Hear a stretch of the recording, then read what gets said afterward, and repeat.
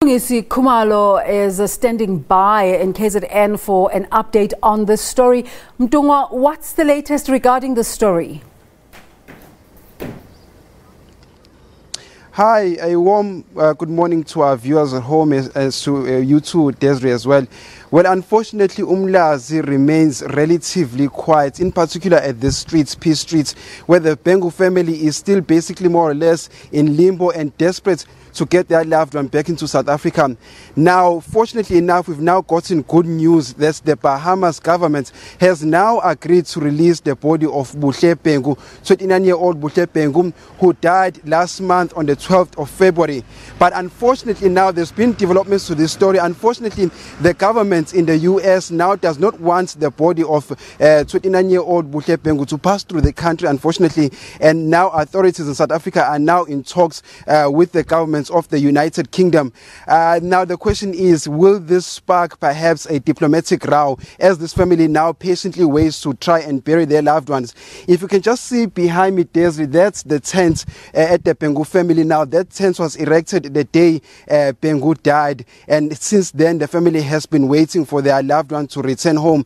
Now we also recall that Bhengu worked as a crew member at the luxury cruise liner, the MSC, and in January rather, she fell ill whilst at the scene, and she was just seen by a doctor. Now, according to the initial diagnosis, she was said to be anemic, and of course she needed an urgent blood transfusion. And because of that, she was then taken off board the ship and sent to the Bahamas, in particular at the Nosia Hospital, where she was given a blood transfusion.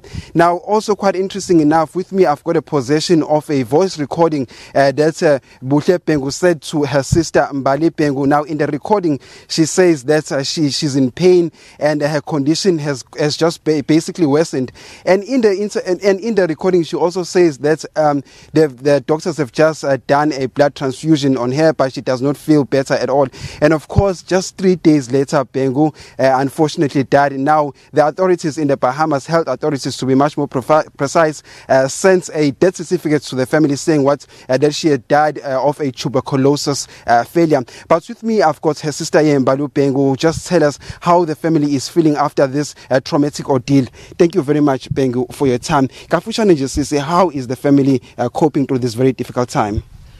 Right now, it is a very difficult time for our family because from all this ordeal, we have had our mother admitted into hospital because she couldn't deal with all this. And after we've heard that her body was going to be cremated, it was too much for us because the last time we ever saw her was last year, July. So it would have been very painful for us to not even see her body. It was painful enough that we was not there for her when she needed us the most.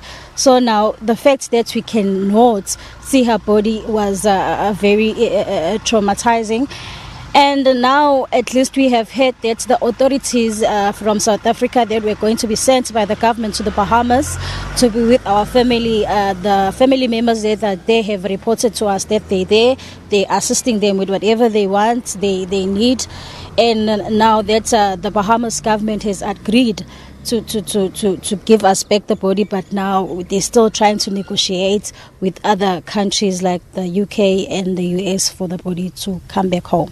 Thank you very much. This was Buhle Bhengu, rather Mlungisi Bhengu, the sister of Buhle Bhengu, 29-year-old Buhle Bhengu, who died at the Bahamas. Now we also understand now that the government of South Africa is racing against time to try and repatriate her body back into South Africa. Now we also understand that tomorrow, to be much more precise, government officials, or rather health officials at the Bahamas, had set a date to cremate the body of Buhle Bhengu. Now, one of the reasons that they cited is that the body could be contagious and it could also spread diseases. Now the family is not convinced by the explanation. They more or less are saying that there's something sinister about her death, and they also want answers. Now they've also called upon the South African health officials to also conduct a post-mortem as to really determine what was the cause of Buhle's death. Like I mentioned earlier on, that we are still at Umlazi. Now we also expect the MEC of Economic Development, Environmental Affairs and Tourism, Mr. Zigalala, to also visit the family here today and more or less share their pain with them and assist them and tell them how government is going to assist them through this very difficult time. Desiree. What a bizarre development there. We'll hope to keep tabs on that story. Thank you so much for that update, Mlungisi Khumalo.